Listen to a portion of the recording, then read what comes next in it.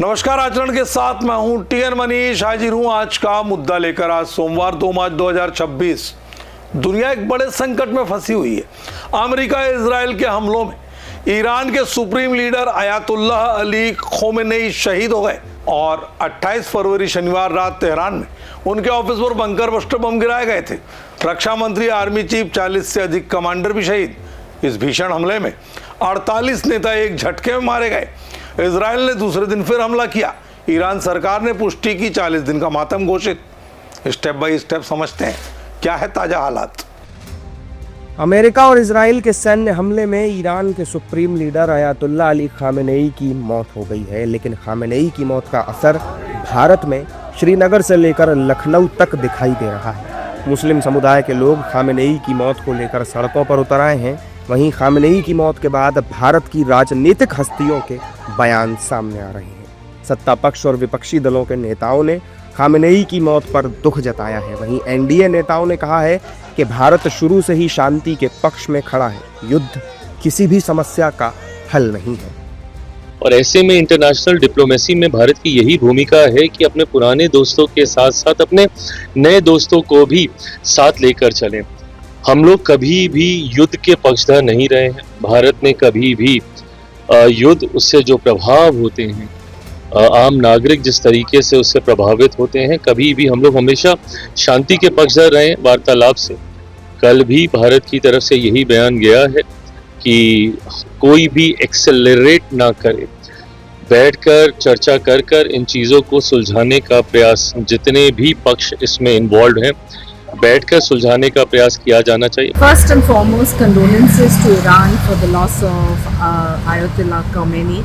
But I think what we need to first concentrate on is the safety of Indian nationals. Indian government has issued advisories to citizens in Israel as well as Iran, urging them to exercise caution and follow security guidelines.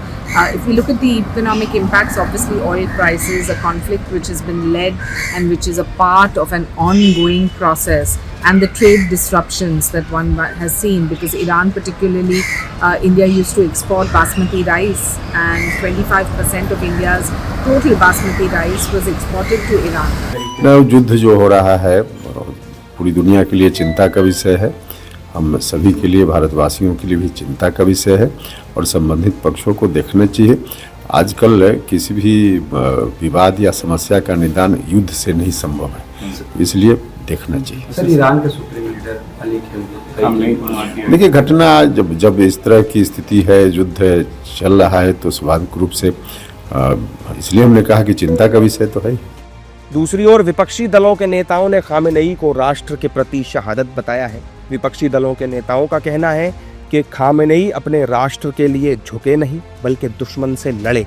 इस दौरान विपक्ष ने Khamenei की मौत पर गहरा दुख जताया। देखिए, ईरान के एक बड़े नेता की जो मौत हुई है, खोमेनी साहब की, वो एक युग का अंत है। वो भारत के सच्चे दोस्त थे। ये हमें याद रखना चाहिए कि पाकिस्तान के खिलाफ ईरान ने हमारा साथ दिया है, ईरान ने हमारे पक्ष में वोट किया है। और ये भी याद रखना चाहिए कि उन्होंने हमें हमेशा एनर्जी सेक्टर में सुरक्षा प्रदान की, सस्ते में तेल उपलब्ध कराया। ऐसे संकट के वक्त में भारत के प्रधानमंत्री की खामोशी एक बहुत ही गलत विदेश नीति है। दुनिया में इतिहास को अगर कंगालेंगे तो इतिहास बहादुर लोगों को याद करता है, और इतिहास के अंदर एक बहादुर नेता के तौर पर खामेनेई साहब को याद किया जाए। खामेनेई साहब ने अपने देश के लिए अपनी जान को कुर्बान किया, और राष्ट्र से बड़ा कुछ नहीं होता किसी के लिए।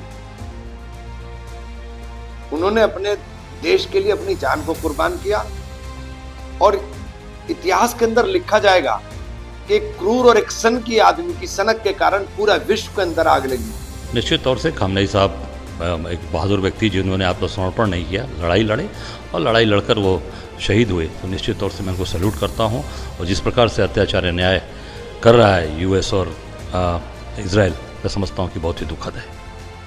खामेनेई की मौत का सबसे ज़्यादा असर जम्मू कश्मीर में दिखाई दिया। जम्मू कश्मीर में लोग सड़कों पर उतर आए हैं। कश्मीर के कई जिलों में लोग प्रदर्शन भी कर रहे हैं। इस दौरान वहां विरोध प्रदर्शन हिंसक भी हुआ। सिक्योरिटी फोर्स ने अयातुल्ला खामेनेई की मौत पर शोक जताने के लिए सड़कों पर उतरे लोगों के लिए रुकावटें खड़ी करने की कोशिश की। लोगों ने इन रुकावटों को हटा दिया और आगे बढ़ गए। इस घटना के बाद स्थिति चिंताजनक हो गई। जम्मू कश्मीर के कई इलाकों में स्थानीय निवासियों ने रोते हुए अपना दुख प्रकट किया है। वहीं स्थिति को देखते हुए जम्मू कश्मीर के मुख्यमंत्री उमर अब्दुल्ला ने शांति की अपील की है। वहीं यूपी के लखनऊ में भी मुस्लिम समाज ने सड़कों पर उतरकर इजराइल का विरोध किया है। दोस्तों, ये जंग लंबी खिंच सकती है। ईरान शहादत आंदोलन चला रहा है, नेतृत्व का अभाव लेकिन गुस्सा ज्यादा। अमेरिका इजराइल कह रहे हैं रिजीम चेंज, दुनिया यूएन में बात कर रही है। हमारी अपील है शांति हो, खून खराबा ना रहे, क्योंकि शांति सबसे बड़ा समस्या का हल है। आज के मुद्दे में इतना ही, मुझे दीजिए इजाजत। आप देखते रहिए आचरण न्यूज। नमस्कार। देश दुनिया की सभी खबरें देखने के लिए जुड़े रहिए आचरण न्यूज से। आचरण न्यूज, हर कदम आपके साथ।